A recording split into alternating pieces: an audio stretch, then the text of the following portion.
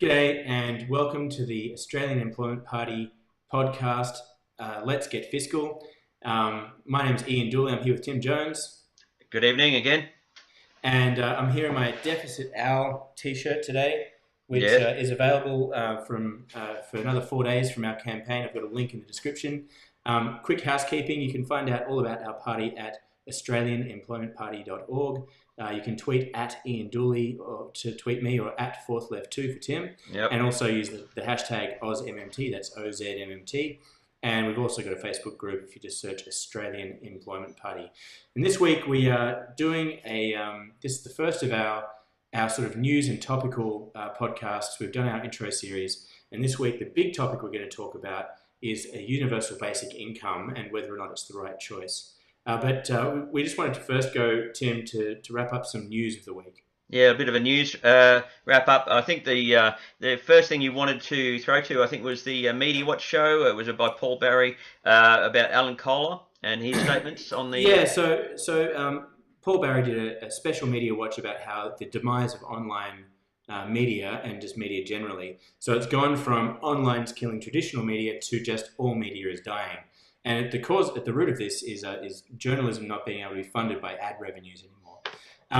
Now he had Eric Beecher and Alan Kohler both on the show. Both of those men could not be described as being lefty communists. They're both very experienced media businessmen, and both of them said that there's the only real future for journalism is for public interest journalism to be funded by a public body. That's interesting, isn't it? It's such an interesting thing for him to say. Yeah, because they're both obviously capitalists, right? Well, so yes.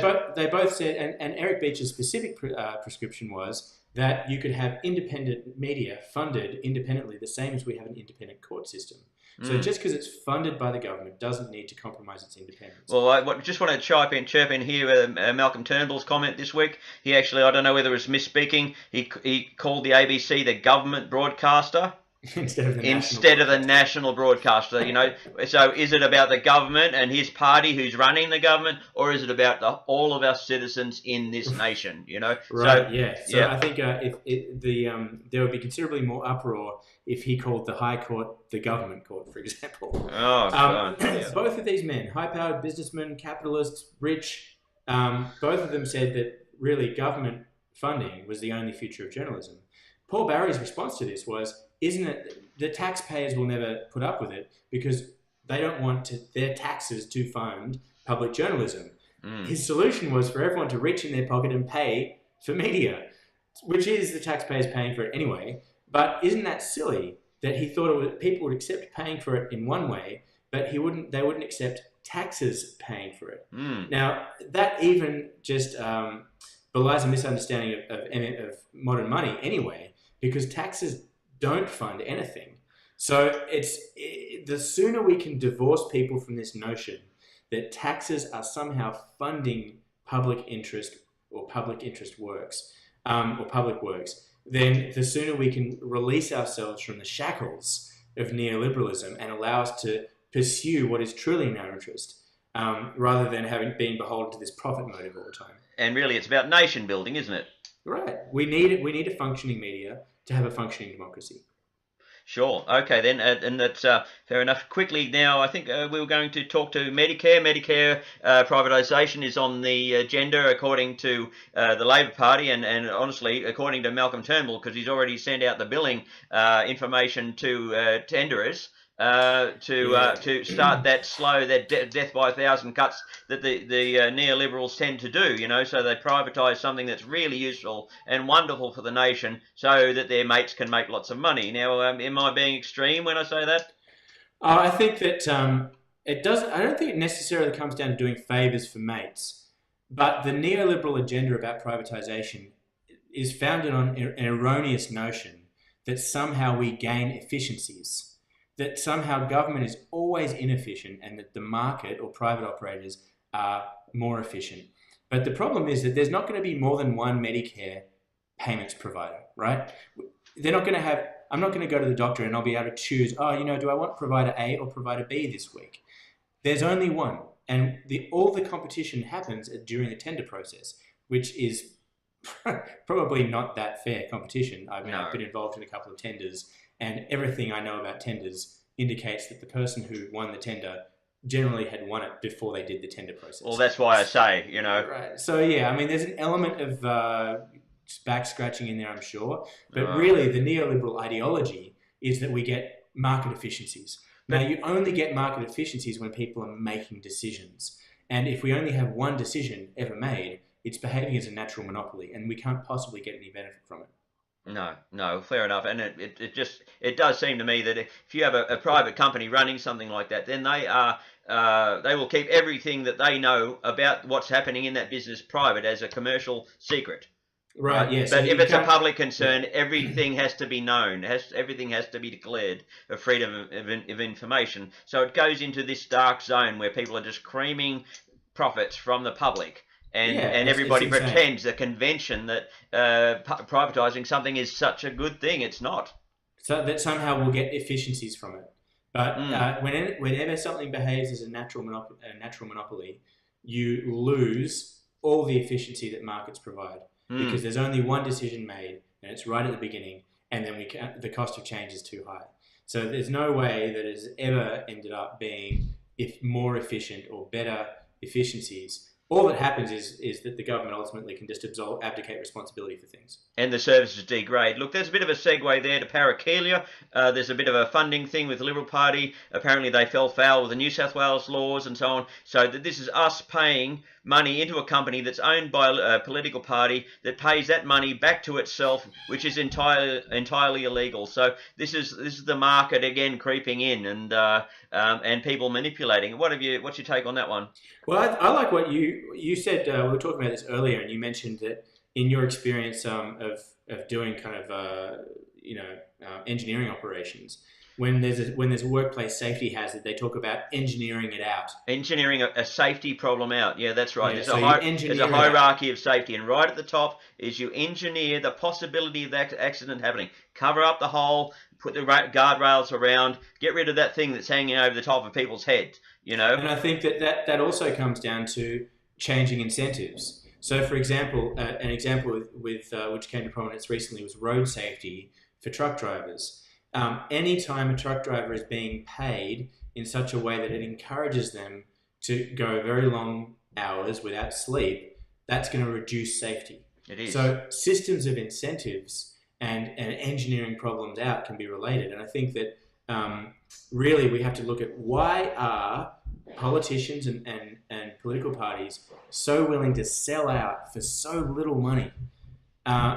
Because really the corporate donations, when you hear the size of them, they're not really that big. No, especially not as a percentage of income, right? Well, I'll let you know, is that from what I've seen from every situation, it's roughly, and this is a ballpark figure, is 0.1% of gross profits goes to the politician. That's the return. It's like 1,000% return. That's all you need to do to buy a politician is calculate in a profit and say, okay, we're going to give 0.1% of this to the political party that this guy works for, and his job is guaranteed. There's a job guarantee for you. Yeah, right. And so, really, why would it be in any other situation? You can't imagine a commodity like that, like a marketing commodity, being sold at such a low premium. And it just signifies how desperate politicians are to get money. And why are they desperate for that money? It's because they're trying to win elections and they need money for campaign spending. Now, I think if we change two things, we have to change the way donations are made, but then also change the way that we allow political parties and politicians to behave in terms of their advertising. Now, I don't know specifically how we do that, but I think that what we have now with blaring 30-second ads, 3-word slogans, big billboards, as if they're trying to sell us an ice cream or different type of laundry powder. This is more significant than that. Let's not try and sell politics the same way that we sell instant coffee. Well, that's right. I mean, it does seem to me that there's this strange crossover, is that people think that they've got to sell a political party like they sell a product, but they don't. It's selling the best ideas for a nation. And I think that what we're doing here, and using digital platforms as a means of engaging directly with constituents, and email and video as a means of policy communication is really the future of that, and that if we could, control the way that political messages are communicated, and restrict it to that type of communication, where people are pulling the information and going and researching rather than being shouted at, then not only will we remove a lot of the incentive for clamouring for as many donations as they can, and we'll actually have a better democratic process. Well, we might have a more adult polity than we do at the moment, because right. I think just a bit of maturity. Oh, yeah, just a little bit, a little puerile, I think, for most people, and that's why they turn off, because they think I'm supposed to be an adult, and here I am being treated like a child. This is just great. Thank you. Yeah, it's like political ads, literally like a child. It's literally like watching Saturday morning cartoons and seeing an ad for breakfast cereal. Yeah, absolutely. That's what it feels like to me. It is insulting. Okay, now that's great. We've got to the point where we need a couple of minutes on your on what you were going to say about Randall Wray's universal basic income or the job guarantee, as you say. I just wanted to address one more thing that's been big in the news. Two events that happened over the past couple of weeks, both involving both involving deplorable homicidal acts, both involving mental instability. Joe Cox being killed by Thomas Mayer.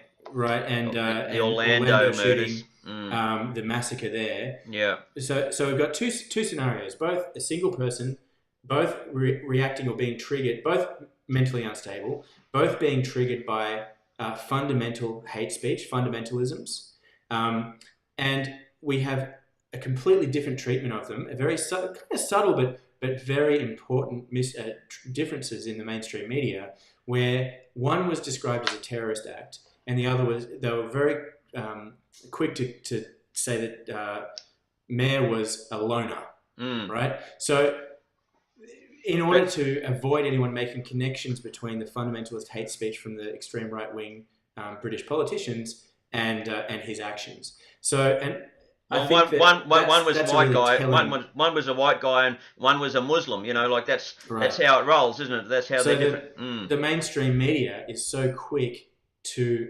use something like that to score ideological points, and even the Australian politicians stopped short of directly saying this is why we need strong borders. A couple of them did mention it, like on Twitter. They didn't come out and say it in their statements, but it's certainly not far off that. So anytime they just never miss a beat in trying to whip up a frenzy against vilifying Muslims, dividing, xenophobia, and using that as a political wedge to encourage people to vote for political parties that otherwise undermine their prosperity.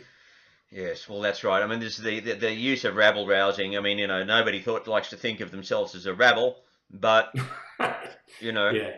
And now we probably everyone except our listeners. Yeah, of course. Certainly not rabble. Yeah, we love rabble. Now, did you want to go on to the Randall Wray? Because we've only got a few minutes. Yeah. Okay. Cool. So the big news recently that's come out repeatedly has been universal basic income, and there's a few countries in Scandinavia trialing it, a couple of provinces in Canada, and I think that there's a big thing about universal basic income versus a job guarantee. Right. And so when we come out with a platform that or a political party that's main plank is a job guarantee, really people talking about a universal basic income conflicts with that. So I think we need to address it.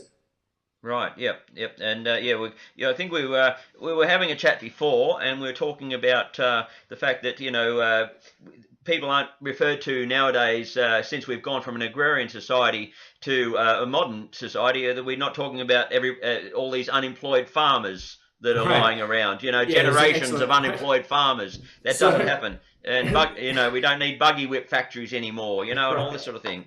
Yeah. So it's really interesting because universal basic income and a job guarantee both fundamentally address the same problem. It has the same root cause, and that's that as productivity increases, as we gain efficiencies through technological advances, we need fewer people to do things which a couple of decades previously we needed lots of people to do. And the quote that you're referring to is Richard Dennis, who's chief economist of the Australian Institute, giving the Manning Clark lecture, and he says that even though in 1915 we had tens of thousands of people employed as farmers, and now we have dramatically fewer than that.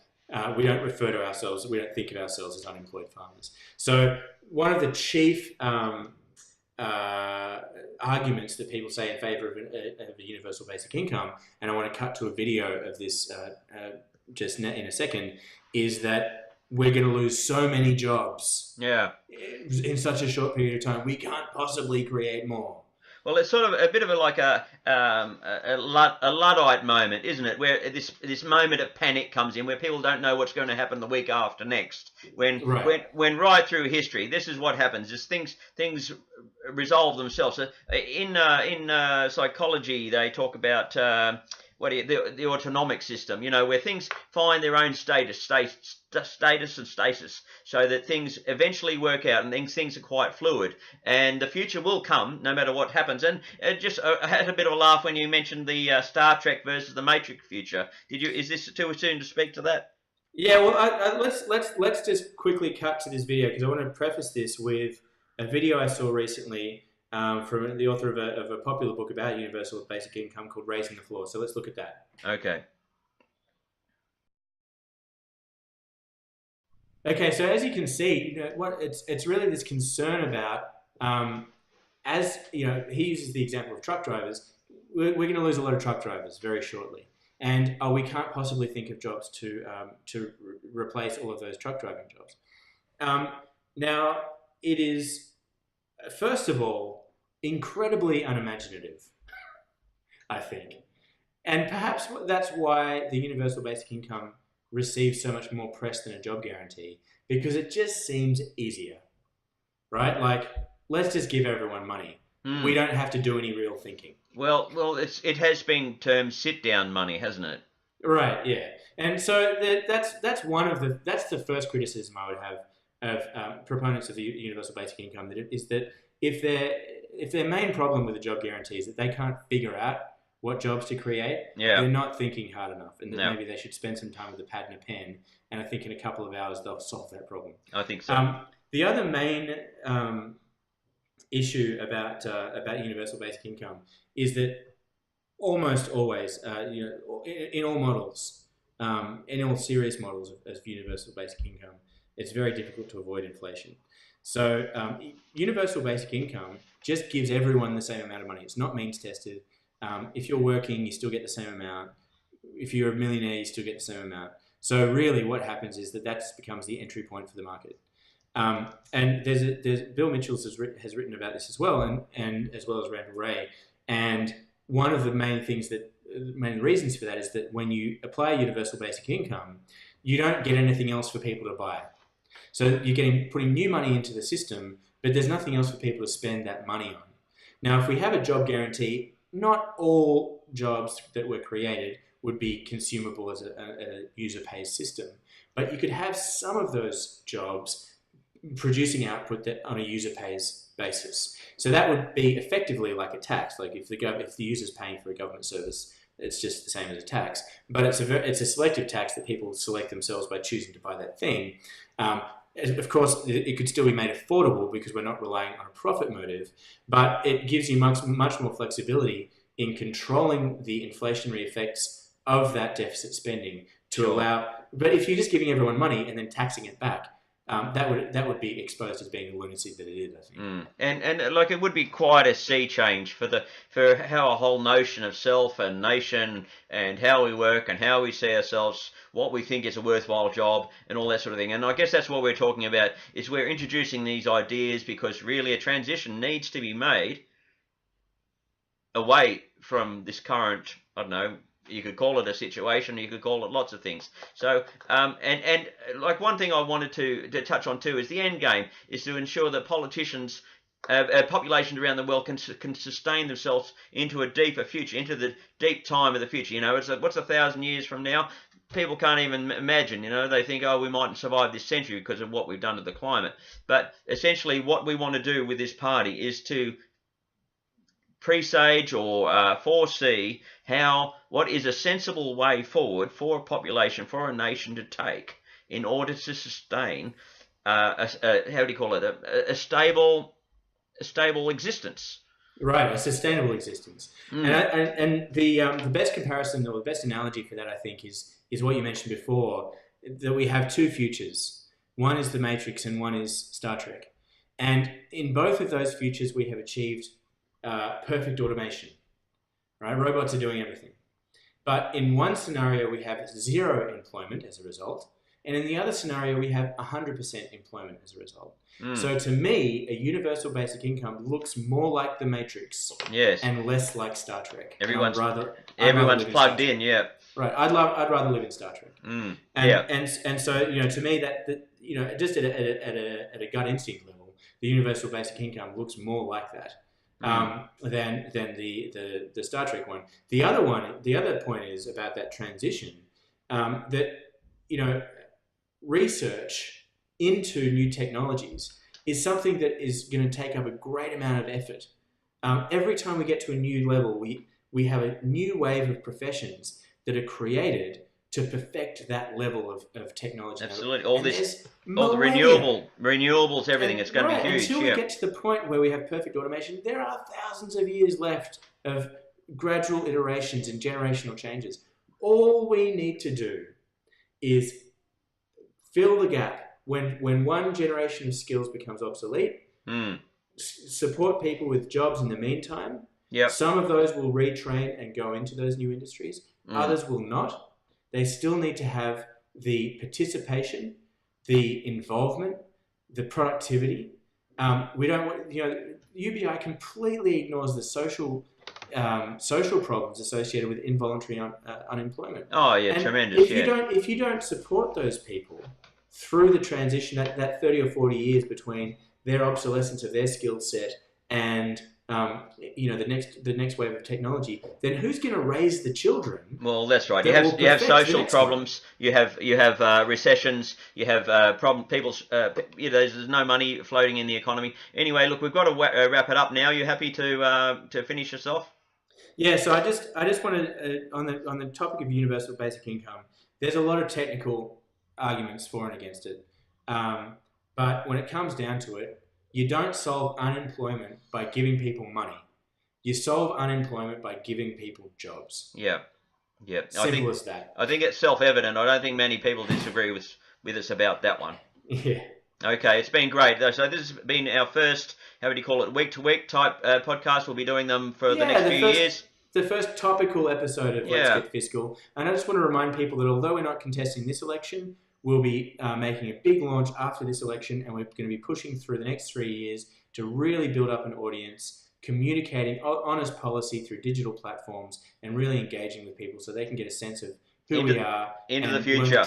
Learn to trust our approach. Yep, into the future. Great. Okay, thank you. Thanks a lot. See ya.